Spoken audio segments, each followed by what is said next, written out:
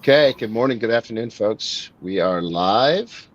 We'll let people file in here for a few minutes and we'll kick this thing off in just a second.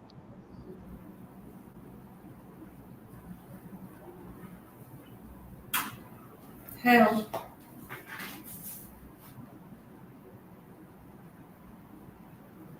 I think we're ready. Shumitra, are you ready? Yeah. All right. Let me do a quick intro and then let's jump right in. So, focus for the conversation today is cost cutting without compromise, replacing Mobius efficiently. So, purpose for the call today is to talk about how use platform three technologies to replace a Mobius deployment that may be old or tired in your environment. So let me introduce our company first. I work for a company called Platform Three Solutions. Platform Three is a team of specialists. We're dedicated entirely to addressing your business complete data. We help you archive your legacy applications. We help you decommission old applications, and we help you migrate data by connecting to your legacy systems and streamlining the migration and archival of that content into a secure, stable platform. And we do it all without costing $1 million. We'll talk a little bit more about us later on. Let me introduce my guest for the conversation today. Sumitra. Sumitra is one of our top technologists at Platform 3. She's a project manager. She's been around for a long time, probably longer than me even. Um, she's responsible for some of our largest and most successful customers. One of my favorite things about Sumitra is she jumps into challenges with both feet and has been instrumental, really, in up-leveling our team on some of our most complex deployments. As a pre-sales SE for most of my career, I like to say that I'm the jack of all trades and the master of none. What I like about Sumitra is she is a master of all. It's like everything she jumps into, she sinks her teeth into and she really gets stuck in. So she's a huge bonus to the team. And want to say thanks. Thanks for joining us today, Sumitra. Thanks for inviting me, Andrew, and I'm very excited to be part of the conversation with you today. Great. So let's talk a little bit about why we're here. So as I said already, at P3, we're an archive application decommissioning organization. We tend to be reactive to software market conditions. Companies are constantly retiring their legacy applications. And since we specialize in app decom, we tend to get waves of applications that are going end of life or end of service life, otherwise ending their support for their legacy applications. In addition to EOL, we also see a steady stream of organizations that effectively ending their innovation or just jacking up their prices for maintenance and support. And sometimes it's a combination of those things, and sometimes it's just customers are tired of keeping up with patches and software updates or pressing their customers. These organizations press their customers with complex or expensive maintenance renewals, like I said.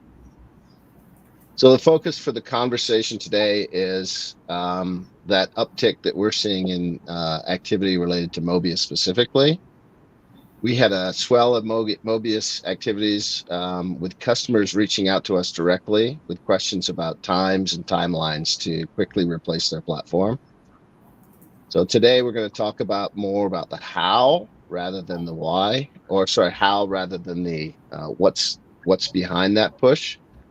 But before we jump into it, let me give you a quick introduction to Mobius for anyone that doesn't know what it is. Spoiler alert, I used to work at Mobius. I don't want to date myself too much, but it was a good bit ago. Mobius was an innovator about 30 years ago. They were an early player in the content management space. Back then, this space was transitioning actually from physical paper documents, microfiche, and something called COLD or computer output laser disk into enterprise report management. And enterprise report management subsequently became enterprise content management. Mainframes back then were still pretty prevalent in the enterprise, certainly in large enterprises, and distributed platforms were really just starting to gain traction anywhere across the world. So for mainframe enterprise report management, there's a handful of players. IBM had some tools, RSD, Control D. There's a handful of players, but Mobius is one of the most innovative, I would say. Over the course of the last few decades, Mobius has changed hands, sadly, several times and gone by multiple names. So people searching for us, they look for RDS, Report Distribution System, I think was the original name, Mobius RDS, Mobius InfoPack. There was Mobius ViewDirect, and then it was ASG Mobius because they were acquired by a company called Allen Systems Group. And now, most recently, they're referred to as Rocket Mobius. So the way these legacy ERM tools is they allow you to capture and store what would formerly be printed reports electronically. Back then, when you wanted to capture and store what would formerly be, sorry, back then when you wanted to know how many widgets your company was producing last week, you would print a report and look at the report to see how many widgets you would produce last week. If you wanted to do that report once a week, you'd produce that report once a week and it would show up in your inbox, a physical inbox in the print room once per week. Each one of those reports was called a report version. So ERM customers had hundreds or thousands of reports, and each of those reports typically had multiple versions, one for each week, one whatever period you were running that report, and they were scheduled to run periodically from once per day all the way up to maybe once per year. So if you're working in a large customer that's creating, for example, phone bills, those reports could be tens of thousands of pages long. And ERM tools need to index the reports so that a user doesn't have to go paging through hundreds of thousands of pages to find a customer's phone bill for a reprint. So ERM tools also provided indexing so you could perform a search and find that content. That's essentially the core functionality of an enterprise report management system. Each one of the different players had little niche tools. There were some redaction capabilities that, in my experience, were rarely ever used. There was report bundling, so you could package up different sections of a report and print it onto a printer or even send it to someone's email box. Again, those are all kind of niche tools. Our focus for today is how do we capture those reports, index them so people can still look up and find those reports. So specifically to Mobius, most of the customers that we run into that are reaching out to us are running Mobius on their mainframe, although it does run in a distributed environment. And that's what we're seeing mostly, right, Sumitra? Yeah, most of our migrations have been on mainframe. Some are just text-based report repositories, but the really interesting ones are the ones that has a mixture of data objects that has images, overlays, and logos and even barcodes in their content. And the finally formatted output that we have in the mainframe systems are AFP, which is a mainframe print format. And Yeah, good point. Let's talk about AFP just for a second. AFP stands for Advanced Function Presentation. This is effectively a binary print format, right? That's certainly right. AFP is an architecture system of hardware and software together that allows the users to create and format or print information on a variety of platforms. I would say they are device independent data streams, and IBM brought this standard into an open standard format in 2006. And AFP also provides the ability to hold the indexes for the document as well. And AFP is a fantastic shortcut for indexing any print stream. And we also say this AFP is a superset of MODCA format, which means mixed object data connect architecture that also support a variety of objects such as graphics, images, barcodes, and other font architectures in it. Good, nice word salad there with MODCA or MODCA. Good work, good work. So tell me, why is AFP used at all? There's a bunch of other printer formats available. There's PDF. Why do people use AFP at all? I must say AFP is very efficient. With AFP, you can embed the resources in the document once and you can reference them throughout the document. Imagine we have a larger phone bill or a gas bill that contains a lot of logos or fonts information, and we have other elements in the page. With AFP, we can define and store these elements once and reference them and invoke them as many times as you want in the document. And they also define the medium maps to a specific copy group, and it defines the physical orientation or the physical printing mediums can be defined for each of the copy groups. And when this AFP came out, like 40 years ago, the disk storage was much more expensive than it is today, Uh, and this larger enterprises needed a way to efficiently store these reports. right. So one thing you said there kind of piqued my interest. You said AFP came out over 40 years ago. So since technology moves so slowly, there must be lots of subject matter expertise available with AFP. Is that right? Unfortunately, no. As I would say, to meet the constantly evolving trend of the market, and there is a need to shift towards any modern solutions or lakehouse archival platforms like we own, we have only a bunch of experts who could possibly help us in this migration. This limitation pushed us to go beyond and unlock the door ourselves that open endless possibilities to have the complete control over the data. Right. So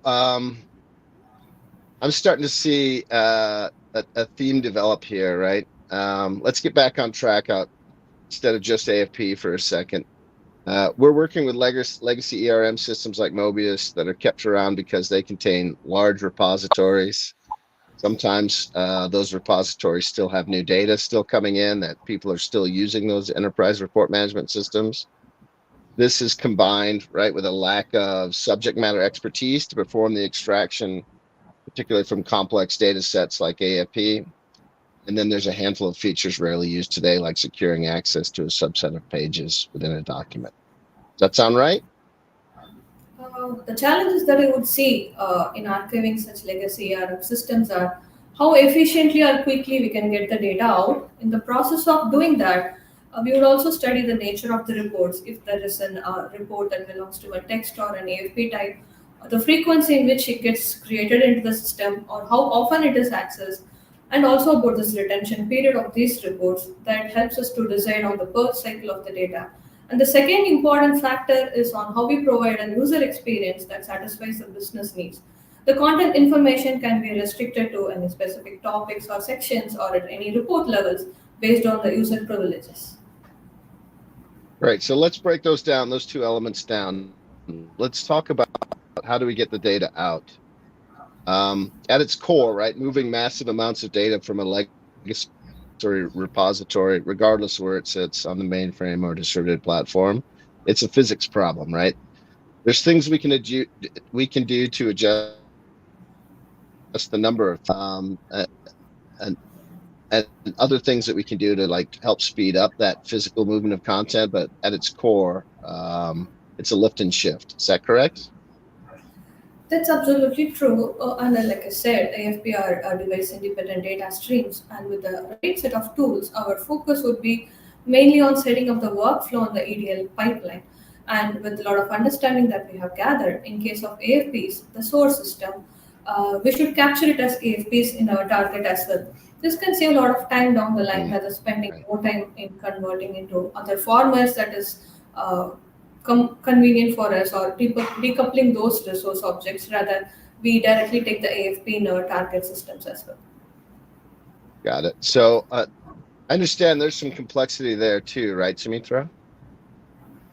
Yes, it does. Like any other project during our analysis phase, we understand the system better, and we have a lot of conversations with the customers about where these reports are coming up from, how many applications are being used that generates such reports.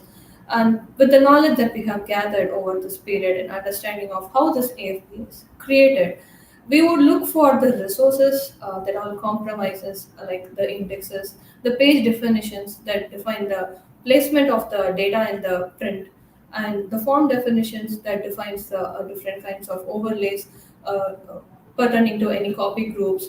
And it is all where the libraries are located. That should be our key focus, to extract those information Right. from those libraries. And we do run some test extractions and validating, and if you're pulling the right resources for each of the reports. Yeah, that makes sense. So while you were talking, I popped up a slide there that walks through what I like to call the happy path for an AFP file coming off the mainframe. What are we looking at here? what you see here shows like we have this outputs from a lot of applications in the mainframe, and we have this utility called ACIF that is creating these AFP files, and it also does the indexing for us. It's automatic. It's an acronym for automatic conversion or AFP conversion and indexing facility that creates these AFP files, and also it provides the resources that are required to uh, generate these fully composed AFP files. So walk me through it quickly then, Sumitra. This is basically the foundation of our initial engagement with our customers, right? Understanding what this workflow looks like. Now, this I call this the happy path because you can see there's some dotted lines on there, and the dotted lines really are determined based on defined by where the customer actually manages and maintains their resources when they apply those resources to the document. Yes, and when we had this initial conversations with the Mobius and the mainframe admins to understand and come up with the same solution that we have proposed, and we put this flow chart, and we were all in line. And our challenges was to identify where these resources are located, and we also meet with the business users to understand how they search for the content and what the content looks like and what do they do with it. And we also have downstream and upstream applications that also interact with these contents, and we find the user access for those applications and what are the use cases with that as well. The process is iterative, like it takes several interactions with the customer depending on the complexity and the viewing requirements of them. Right. So then what happens that we have those are iterative conversations. And once we have come up with the design solution and this initial iteration of discussions and validations, we go ahead with the wireframing the end user experience with some of the sample reports. One could be from the text, or we have different varieties of AFP reports based on the business use cases. We do the wireframe with one sample report and see how this overlays are being sent for different user access, and based on their feedback, uh, we go ahead with the physical migration that can happen at a very rapid pace after this wireframe is convincing for the customers. Got it. So do we need to use Mobius software to do this? Whenever possible, yes, we can leverage some of the tools that are already present in Mobius. We get those DB listing reports that provides the consolidated info on the users that are currently being used in the current archival, and the user groupings, the access level information, and it also holds information on the purge period for all kind of reports. The product also talks little details on how the content is indexed as well. So we can use Mobius to recreate or rebuild that user access requirements and the indexing. Mobius uses the terms in sections or topics as to refer to indexes, and also the Got it. Yep. recipients as some of the users who can have specific access to particular sections inside a document or a report. Now that we have pulled a lot of the current archive configurations from the Mobius or the existing system, replicating them is not a hard deal, and our archive workflow is built in a way to automate all the whole process. Fantastic. So if I was going to sum up the extraction, then the extraction component before we jump into the end user access, the second key item we talked about earlier. Uh, Basically, we spend a bunch of time up front understanding the flow of the data. We take a lot of consideration for formatted documents like AFP, since they contain complexity. And with AFP, there's font mapping and all kinds of other things you have to take into consideration. Once we understand those core elements, we extract additional indexes and access requirements directly from Mobius, and then we basically let physics run its course through the extraction process. That's right, Andrew. What we all need to do is to deliver the right documents to the users and in a way that they are needing it, and also that could satisfy some of their business use cases. Nice segue. How do we present it to the users? So let's dive into that. One thing that's constantly impresses me about our software, Archon Data Store, is that the UI is highly configurable. So I expect we have no problems displaying the content once it's captured in the archive. Does that sound right? That's mostly true, but we still have to perform additional configuration, understanding the current system, how it does work, and we need to make some of the configurations at our end as well, Andrew. Okay, so yeah, good. Let me walk me through that then, Sumitra. What would be a scenario where there's complexity in delivering the content? Complexity, the most important thing in making sure we are addressing the end user indexing requirements and synthesizing that user access requirements. In our experience, people care very less about securing access to just a handful of pages within a document. It is very less important for a long term archive, but we still provide the functionality for such use cases where customers need it. The most common way for Mobius to secure documents is using a term, they call it like section indexing. Basically, securing a section that is available or that can be retrieved by only a specific user community. Right. So the example that I use is a sales report that's broken into regions, right? East, Central, West, sort of a thing. And user will only see the report data for which they have access to. In fact, I think I've got a visualization that can show that. So let me pop that up here while you're talking. Yeah, if you see here, like for granular indexing, Mobius uses the term topic indexes. The topic indexes could be any data on the page that you want to make available for search. The most relatable examples could be the topics such as statement number or a purchase order number or the invoices. And we have a lot of factors to have them termed as topic indexes. And the customers have use cases to build some search reports on top of these search indexes as well. So we want to make sure that our user community has access to the searches they performed yesterday that was available in Mobius. Same feature we would want them to have in Archon data store as well. Right. So crucially, we want to provide a UI that requires little or no training at all. So users can log into Archon Data Store, and the experience should be familiar enough so that they can get access to their content with very little or no training. Does that sound right? That's correct. Yeah, we are planning to exactly mimic what they can pull the information from OBS and ADS delivers the same content via browser to authorized users. We can provide drill down from reports to report versions, sections, and provide native viewing of those report contents as well. Like we can deliver it considering user privileges for some of the access to that reports. We can enable searching using those topic indexes as well so that users can bypass the complete navigation to reach to any particular document that they're looking for. Okay, fantastic. So we've covered how do we capture the data, and then how do we present the data. What else are we missing? I think we need to also mention this about a day forward scenario where we have plans of Yeah. using our custom methods to deploy a listener to monitor the just queue that is in the mainframe to enable day forward capture of text or any incoming spool data. Good point, Sumitra. So for customers archiving off a legacy ERM that still have day forward requirements, it's important to make sure that we address day forward reporting needs.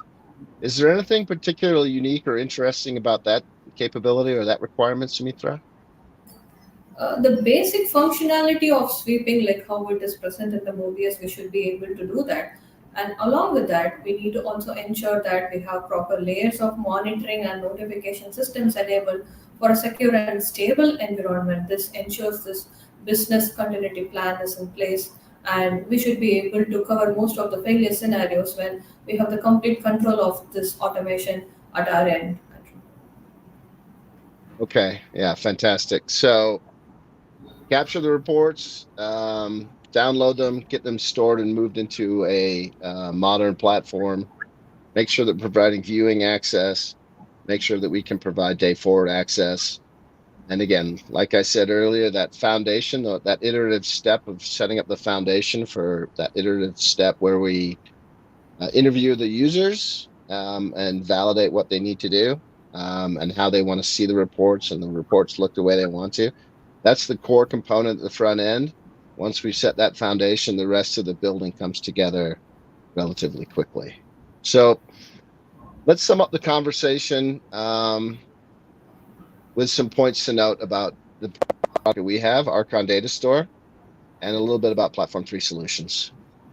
We've got a couple minutes left here, so let me just introduce our company. We grew up as a professional services organization. We focus entirely on helping our customers archive and migrate their legacy data from old platforms onto a stable, secure content platform. One crucial point to know about the solutions we provide is they're designed to be affordable. People move their data into an archive not because it's new and next, it's because they're looking for an affordable way to reduce their risk profile while adding compliance and governance to their content. So again, the goal is we're not going to charge you $1 million.